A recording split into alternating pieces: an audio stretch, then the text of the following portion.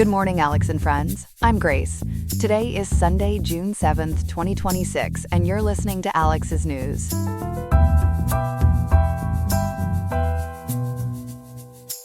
The weather in Riverside calls for a high of 81.4 degrees today with a low of 61.2 degrees, making for a mild and lovely afternoon. As for our headlines, we will examine how changes to United States foreign aid are altering the landscape of the HIV battle in Africa. We will also dive into the central themes the first American Pope is discussing during his historic trip to Spain. In addition to these main features, we have a collection of other stories from around the world to ensure you are fully caught up on today's events. All this and more coming up on Alex's News. Stay tuned.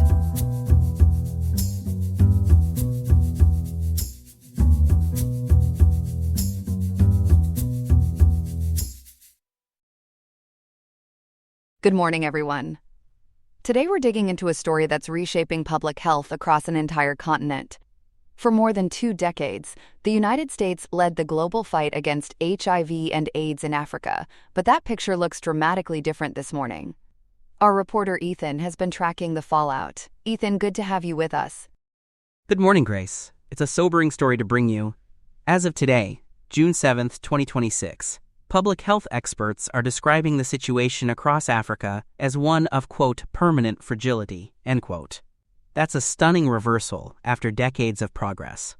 And the driver, according to NPR and the Kaiser Family Foundation, is a series of dramatic shifts in U.S. foreign aid policy over the last 18 months. Let's start with the foundation here. What exactly did the U.S. build in Africa over those decades? It really begins with PEPFAR, the President's Emergency Plan for AIDS Relief, launched by President George W. Bush back in 2003.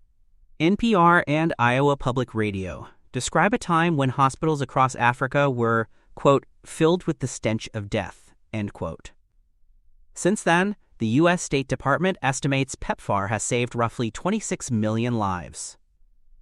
It's widely considered one of the most successful foreign aid programs in American history. 26 million lives. That's extraordinary. And I understand it also reshaped the African medical workforce itself? That's right, Grace. The funding essentially created a parallel health economy. International NGOs backed by U.S. dollars could offer salaries far higher than local health ministries, which pulled top doctors and nurses into HIV-specific roles. To address the resulting shortages, U.S. aid pioneered something called task shifting, training nurses to prescribe antiretrovirals and building a huge lay workforce of community health workers and peer educators. And the Medical Education Partnership Initiative, known as MEPI, modernized curricula and labs across the continent. So this wasn't just about medicine. It was about building scientists, too. Exactly. That generation of African scientists eventually led much of the global response to COVID-19 variants. So when we talk about what's at risk now, it's not just clinics. It's an entire professionalized network that took 20-plus years to develop. And that's what makes the events of 2025 so jarring to the people who built it. Walk us through what happened in 2025. When did things start to unravel? The turning point came on January 10th, 2025, just under 18 months ago. According to NPR and the Kaiser Family Foundation, the Trump administration instituted a 90-day pause on all U.S. foreign assistance to align with America First priorities. That was followed by stop work orders from USAID and the State Department that froze payments almost immediately. For clinics operating on tight budgets, the effect was instant. And we saw real-world closures right away, didn't we? We did. In Johannesburg, South Africa, the country with the highest number of people living with HIV, the WITS RHI Women's Health Clinic in Hillbrow shut its doors on January 28, 2025. That clinic had been serving 15,000 high-risk individuals every year, including sex workers and transgender patients. NPR correspondent Juana Summers reported that some health workers simply kept showing up without pay, just to maintain the trust of their patients. That detail really stuck with me. That's heartbreaking dedication. What about the research side? I understand a major study was cut off midstream. Yes, the Catalyst study, that stands for Catalyzing Access to New Prevention Products to Stop HIV, was terminated. It had been a flagship project, under the USAID-funded Mosaic grant. Now, some officials argued the study was simply reaching its natural end, but researchers from AVAC and WITS RHI pushed back, calling it an accelerated sunset. The original plan was a gradual transition to local health systems through 2026. Instead, 11,000 participants, many of them mid-cycle on long-acting prevention medications, were left without clear follow-up care. That sounds dangerous from a public health standpoint. Did the policy environment get any easier in 2026? Quite the opposite, Grace. Earlier this year, the administration introduced a policy called Promoting Human Flourishing and Foreign Assistance, or PHFFA. Human Rights Watch and KFF describe it as a massive expansion of what's historically been called the Mexico City Policy, or the Global Gag Rule. Traditionally, that rule barred foreign NGOs from receiving U.S. funds if they provided or advocated for abortion services. And the new version goes further than that?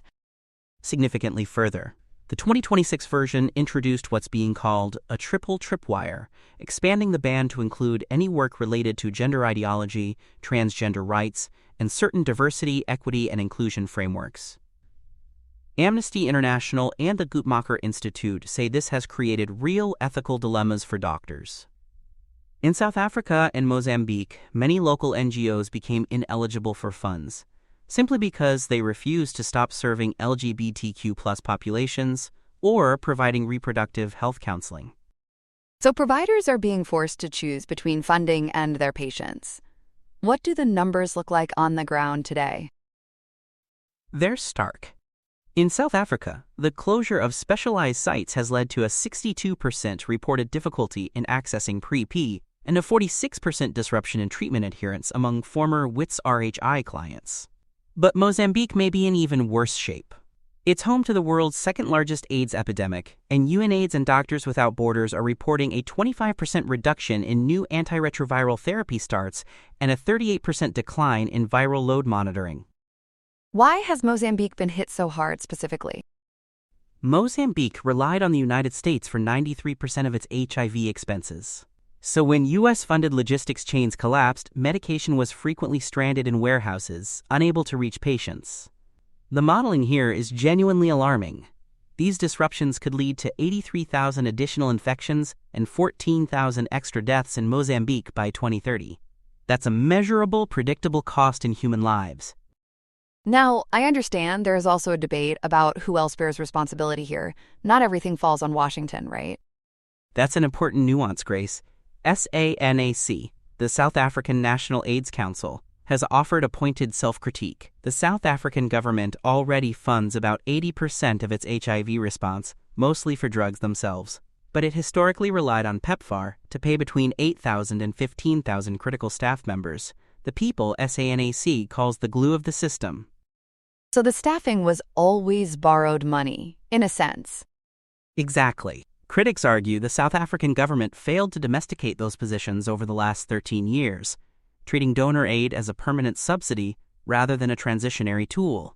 So when the rug pull happened in 2025, there was simply no domestic budget line ready to absorb these specialized workers. It's a cautionary tale about how aid dependency can become structural. Let's talk about resilience, because I know African nations aren't standing still. What new partnerships are emerging?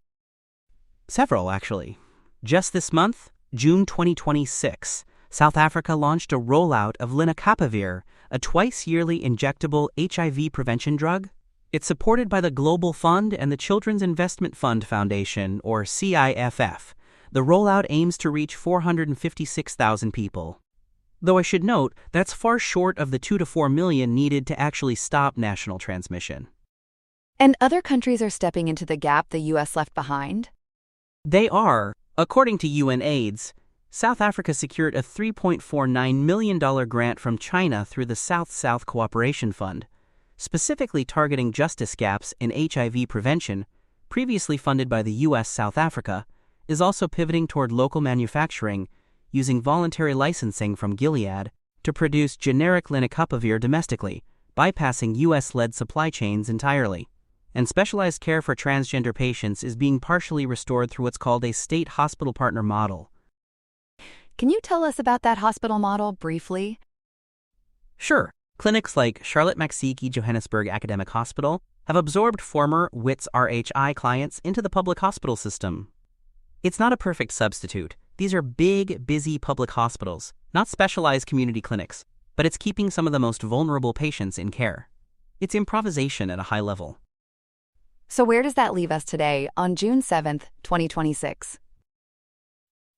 In a fractured but resilient landscape, Grace, the 2025 funding pause and the 2026 global gag rule expansion dismantled decades of infrastructure, but they also forced an accelerated, painful shift toward African domestic ownership and more diverse international partnerships. Health workers on the ground describe being in a state of planning paralysis. The biological survival of their patients is still tied, as one source put it, to the volatile political winds of Washington, D.C.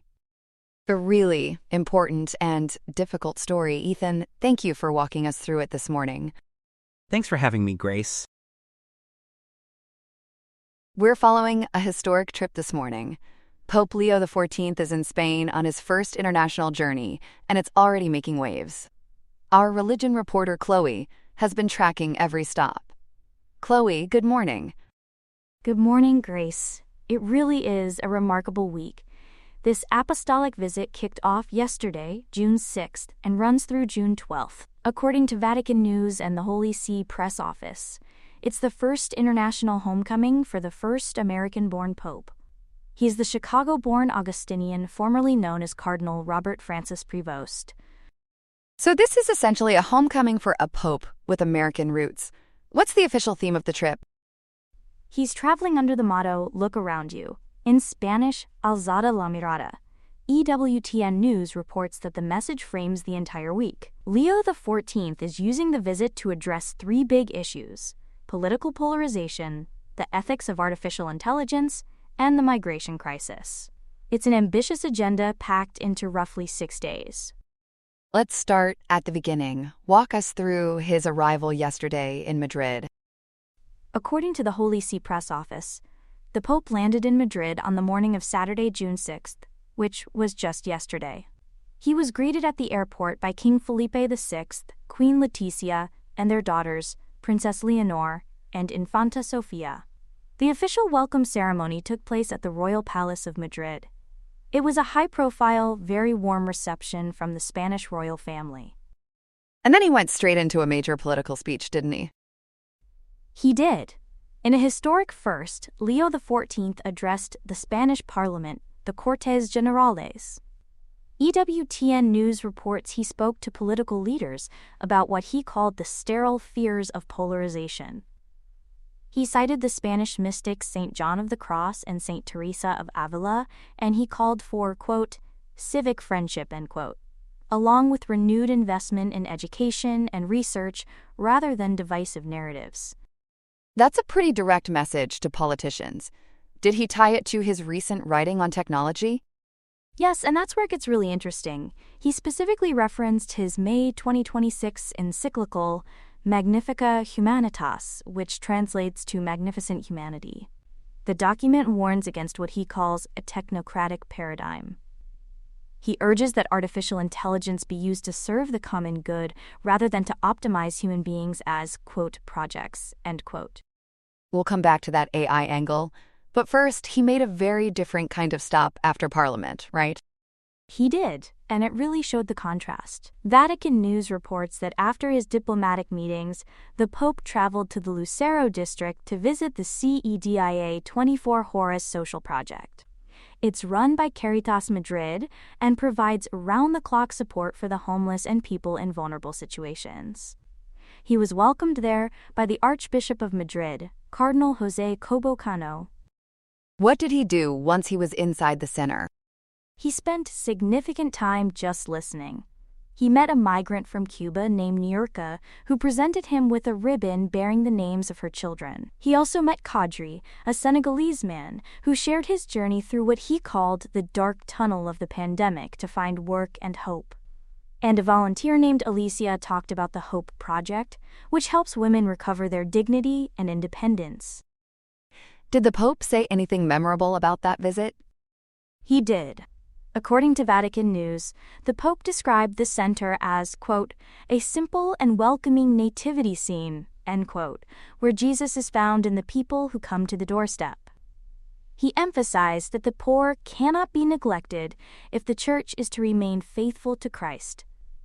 He was clearly echoing the teachings of his predecessor, Pope Francis, on the importance of personal encounter. And then there was a massive evening gathering. What were the numbers like? The numbers were stunning, Grace.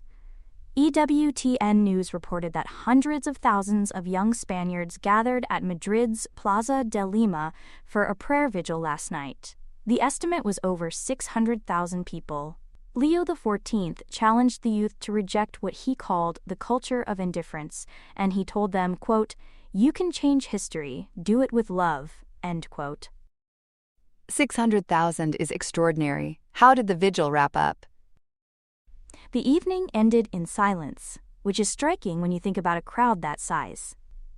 The Pope looked upon the Blessed Sacrament in a moment of silent adoration with the massive crowd. And today, June 7th, he's scheduled to celebrate a public mass for the Solemnity of Corpus Christi at the Plaza de Cibeles. Organizers expect that gathering to draw 1 million people. 1 million. That's just for today's Mass. Let's look ahead. What happens when he gets to Barcelona? Barcelona is the second leg, and the Pope arrives there on June 10th, which is 3 days from today. That date is loaded with significance. According to Sagrada Familia sources, June 10th marks the 100th anniversary of the death of architect Antoni Gaudí, so the Church is timing this visit very deliberately. And there's a major architectural milestone tied to that visit, isn't there? A huge one. Pope Leo XIV is scheduled to preside over a solemn Mass at 7:30 p.m.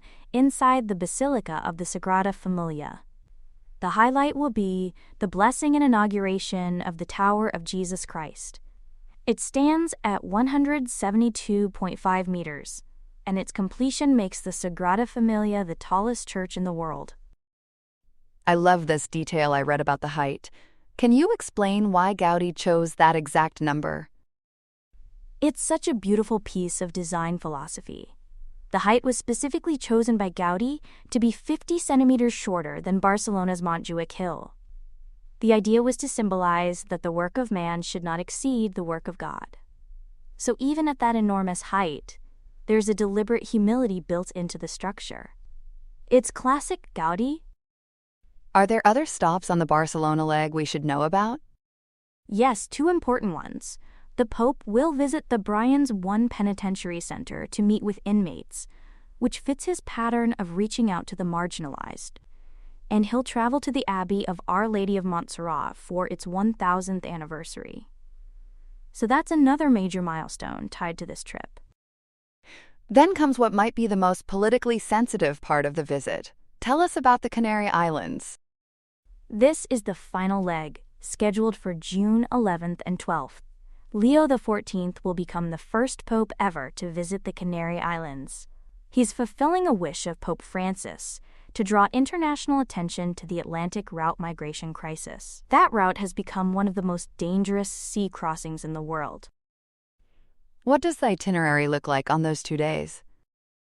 On June 11th, he'll be on Gran Canaria. He visits the port of Arguineguen to meet with organizations working on the front lines of migrant reception.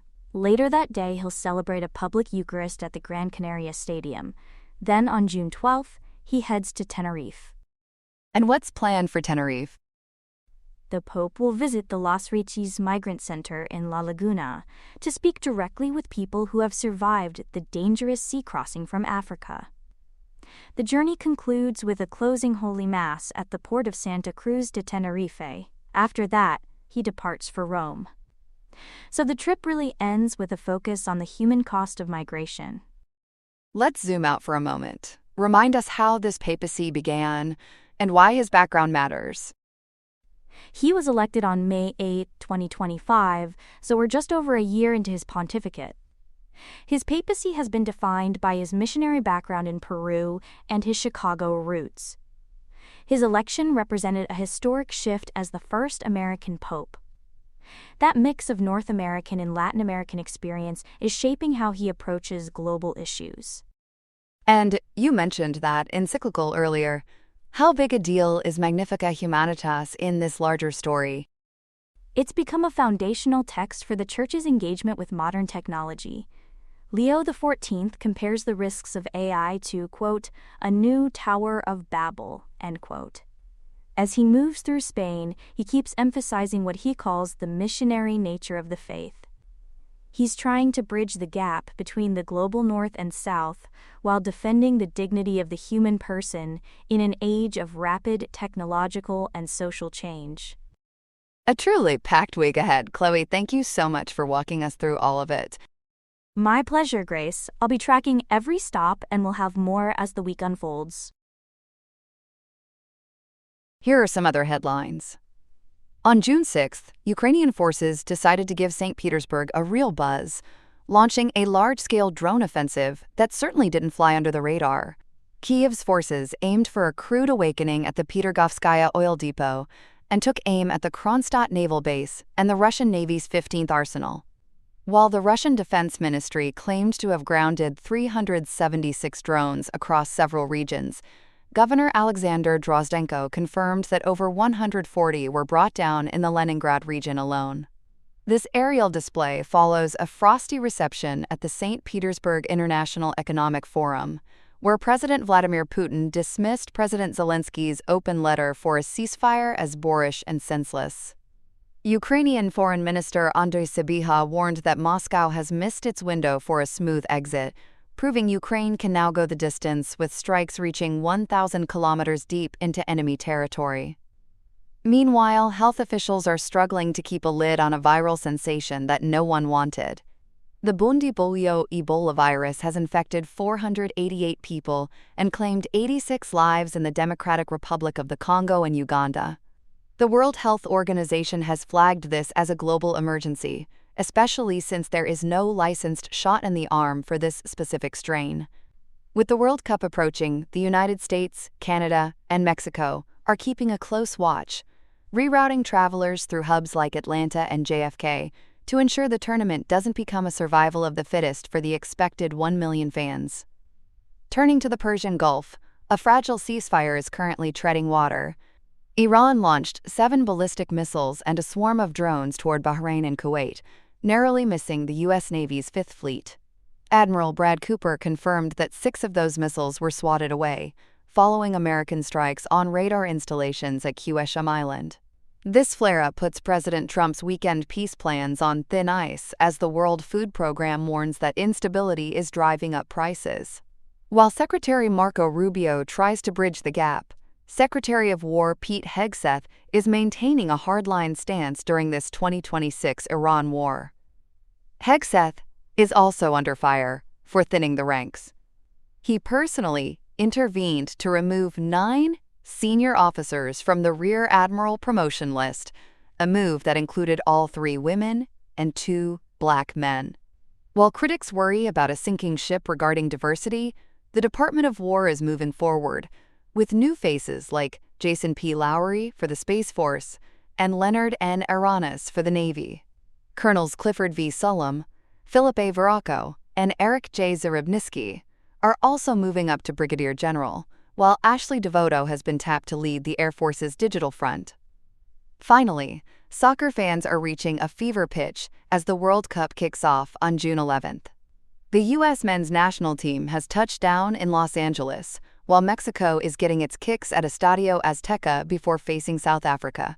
With 48 teams and 104 matches, host cities are bracing for a massive influx of fans. It is officially game on for this multi-billion-dollar logistical marathon. That's all we have for now. Today's episode was made by Alexander King, with Claude Opus 4.6, Gemini Pro 3.1, Gemini Flash 3, and Google Cloud Text-to-Speech. I hope you have a great day. I'll see you tomorrow, Alex.